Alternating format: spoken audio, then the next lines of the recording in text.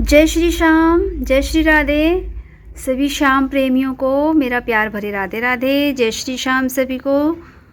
और आज फिर से एक नए वीडियो के साथ मैं आपका सभी का स्वागत करती हूँ आपके अपने चैनल श्री ब्रिजधाम चैनल पर।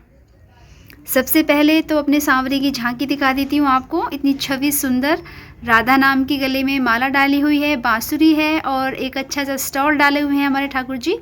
और येलो और red dress combination woollen dress पहना हुआ है। देखिए एक उनकी सुंदर सी छवि। आप सभी दर्शन कीजिए और कमेंट बॉक्स में राधे राधे बोलते चलिएगा। आज बहुत ही अच्छे टॉपिक पे मैं एक चर्चा का विषय जो था वो मैं लेके आई हूँ आप सभी के सामने, जो सभी के लिए बहुत महत्वपूर्ण है। थोड़ा सा भाई आज गला ख़राब है, कई दिनों से सर्दी की वजह से ना थोड़ा कुछ गले में प्रॉब्लम हो गई है, तो कोऑपरेट कीजिएगा आप सभी। जैसे कि आप सब लोग जानते हैं कि मेरे पास कोई कैमरा नहीं है या छोटे से फ़ोन से अपने से मैं वीडियोस बनाती हूँ और अपने ठाकुर जी की छवि आप सभी को शेयर करती हूँ। तो देखिए फिर से कितने सुंदर हमारे ठाकुर जी लग रहे हैं। रेड कैप पहनी हुई है और रेड और येलो जो है वूलन ड्रेस है इनकी, और ये दिया जलता हुआ शाम का टाइम है। तो आज जो चर्चा का विषय है वो बहुत ही इंटरेस्टिंग सा विषय है, जिस पे मैं सभी लोगों को ना उजागर करना चाहती हूँ। जितना मैंने पढ़ा है, जो मैंने सुना है, उसके बारे में मैं आपको आज सही और सच्ची बात बताना चाहती हूँ। लेकिन उस चर्चा को आगे बढ़ाने से पहले आप सभी चैनल को सब्सक्राइब ज़रूर कर दीजिएगा और आइकॉन बटन ज़रूर दबा देना और वीडियो को शेयर करना ना भूलें। देखिए बहुत ही सुंदर विषय पर आज मैं चर्चा करने वाली हूँ आप सभी के लिए, जो बहुत ही महत्वपूर्ण है उन लोगों के लिए जो अपने घर में ठाकुर जी की पूजा करते हैं, जिन्होंने अपने घर में ठाकुर जी रखे हुए हैं। तो देखिए मेरे पास आज एक क्वेश्चन आया। क्वेश्चन ये था कि किसी देवी जी ने मुझसे ये पूछा कि हमारे घर में हमारी बहू को बेबी हुआ है, ठीक है, उनके घर में एक छोटा सा बच्चा हुआ है, बच्चे का आगमन हुआ है। तो उन्होंने मुझसे पूछा कि हमारे घर में अभी बच्चा हुआ है तो हम पूजा वगैरह नहीं कर सकते हैं, अशुद्धि है हमारे घर के अंदर अभी। तो उन्होंने अपने मंदिर के पर्दे लगा दिए और 4 से 5 दिन हो गए उनके घर में ठाकुर जी जो विराजमान हैं, उनको ना उन्हें अन्न जल दे रहे हैं, ना ही पूजा कर रहे हैं, ना ही कोई आरती कर रहे हैं, ना ही ठाकुर जी को नहलाया धुलाया है। बस मंदिर के पट बंद करके उन्होंने अपने ठाकुर जी को बिठा के रखा हुआ है। तो उनका क्वेश्चन मुझसे ये था कि हमारे घर में अभी अशुद्धि हो रखी है, छोटा बच्चा घर में हुआ है, तो हमने अपने ठाकुर जी को ना मंदिर में बिठा के पर्दे बंद किए हुए हैं। ये बात सुन के मुझे बड़ी अचरज हुई कि ऐसा कौन करता है भाई। तुम्हारे घर में छोटा बच्चा हुआ है तो खुशी की बात है, ठीक है। अगर आपके घर में अशुद्धि करने तो ठीक है, अगर आपकी ऐसी मनुष्य है दिया बाती आप नहीं कर सकते हैं तो वो आपका निजी लेना देना है, निजी आपका सोचना है कि भाई आप पूजा अर्चना नहीं कर सकते। लेकिन अपने घर में आपने ठाकुर जी को स्थापित किया हुआ है, वो ठाकुर जी छोटे बच्चे के रूप में हैं आपके घर में, आपके घर के सदस्य हैं वो। जिस तरह आपके घर में छोटा बच्चा आया है तो क्या आपने उस बच्चे को नहलाया धुलाया नहीं? क्या दूध का सेवन नहीं कराया? उसकी केयर कर रहे हैं ना? बिल्कुल करेंगे और कर भी रहे होंगे। तो क्या ठाकुर जी को आप अपने घर में सिर्फ लड्डू गोपाल को सिर्फ आप एक मूर्ति के रूप में घर में स्थापित करके रखते हैं? जो इस तरह की घटना होने पर या किसी की मौत में या किसी के जीवन में आप मंदिर के पट बंद कर देते हैं और दिया बाती करना छोड़ देते हैं, ठाकुर जी की पूजा करना छोड़ देते हैं, ऐसा तो मैंने कहीं नहीं सुना। देखिए पूजा और प्रेम में दोनों में बहुत अंतर है। आप अपने घर में अगर लड्डू गोपाल जी को लेके आए तो वो एक घर के सदस्य हैं, उन्होंने बकायदा एक घर में आपके में आगमन किया है तो एक नाम के साथ। जिस तरह मैंने अपने ठाकुर जी का नाम रख रखा है कन्नू, ठीक है, तो मैं कानू बाबू के रूप में इन्हें बोलती हूँ, प्यार से बाबू बोलती हूँ, लाला बोलती हूँ। उसी तरह हर किसी के घर में ठाकुर जी हैं तो एक नाम के रूप में हैं। तो कोई कैसे इस तरह से अपने मंदिर के द्वार बंद कर सकता है और अपने ठाकुर जी को बिना अन्न जल सेवा कराए और ऐसे मूंद के रखता है? भाई मुझे तो बड़ा अचरज हुआ। तो इसी विषय पर चर्चा करने के लिए मैं आज ये वीडियो बना ही रही हूँ। भाई देखिए मेरे भी घर में ठाकुर जी हैं, मेरे जीने में मरने में सुख में दुख में हर अच्छे बुरे में वो मेरे साथ होते हैं। अगर मुझे कहीं जाना पड़ता है और नाइट स्टे करना पड़ता है कहीं, तो अपने ठाकुर जी को मैं साथ में लेके जाती हूँ। कहीं शादी ब्याह में जाना हो, कहीं कीर्तन जागरण में जाना हो, किसी फंक्शन में जाना हो, कहीं भी जाना हो, लेकिन मैं अपने ठाकुर जी को हमेशा अपने साथ में लेके जाती हूँ, क्योंकि वो छोटे बच्चे हैं अभी हमारे घर में। क्या हम अपने छोटे बच्चे को घर में अकेला छोड़ देते हैं? नहीं ना। देखिए, सबकी अपनी अलग अलग धारणा है। जो मेरी धारणा है वो मैं आप लोगों को शेयर कर रही हूँ। मैं अपने कन्नू बाबू को हमेशा अपने साथ में लेके चलती हूँ जहाँ भी मुझे जाना होता है। अगर मुझे रात में रुकना है तो, क्योंकि रात में अगर वो अकेले रहेंगे तो कैसे सो पाएंगे। मैं उन्हें सुलाती हूँ, अच्छे से उनकी मालिश करके सुलाती हूँ, हाथ फेरती हूँ उनके सर पे, प्यार से दुलार से, जैसे एक माँ बच्चे को दुलार करती है उसी तरह से मैं अपने लाला को सुलाती हूँ।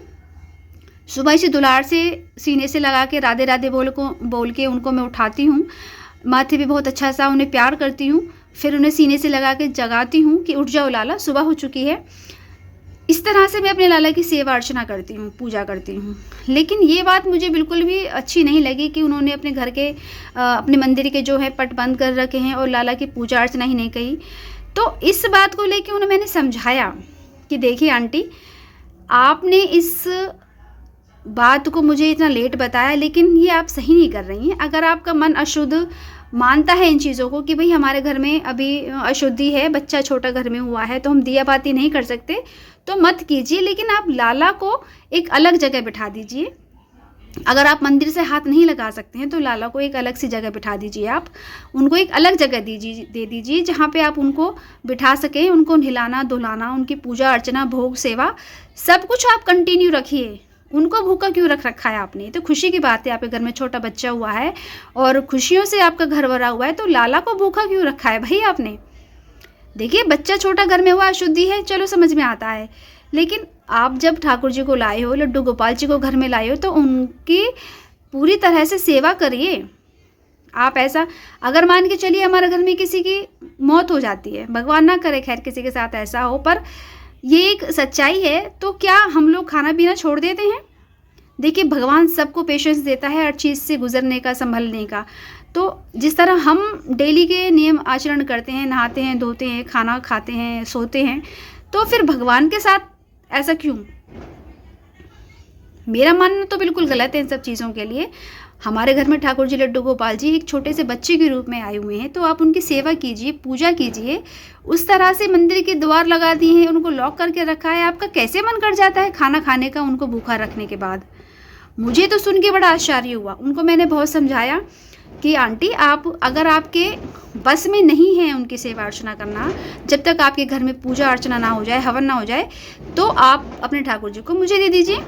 मैं अपने घर में उनकी सेवा करूंगी जब तक आपको लगे कि भाई आपके घर में पूजा अभी तक हुई नहीं है। जब आपके घर में हवन पूजा हो जाएगा तो अपने ठाकुर जी को आप वापस ले लेना, तब तक उनकी सेवा मैं कर दूंगी, अगर आपके मन में ऐसा भाव आ रहा है तो। लेकिन ऐसा नहीं होना चाहिए।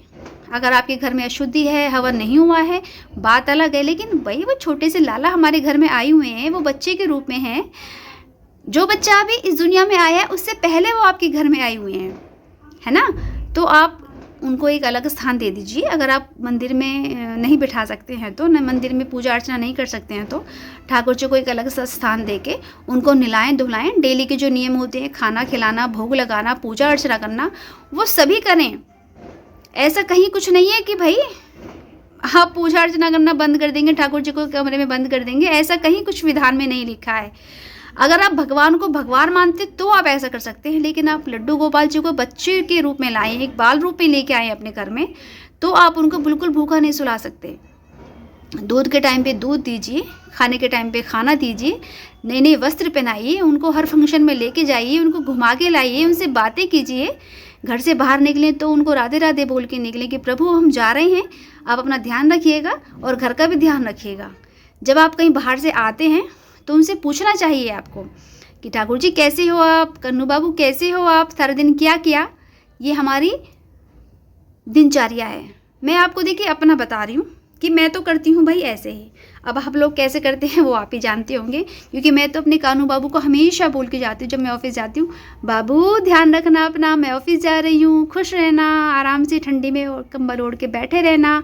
पर जब मैं शाम को वापस आती हूँ फिर पूछती हूँ, बाबू कैसे हो आप, सारा दिन क्या किया आपने, ठंडी में रहे, कुछ खाया कि नहीं खाया, बेबी ने आपको भोग लगाया नहीं लगाया, बेबी यानी मेरी छोटी बेटी। तो मैं उनसे पूछती हूँ आपको दीदी ने भोग लगाया, कुछ खिलाया? इस तरह से मैं उनसे बातें करती हूँ, ये मेरी अपनी भावना है।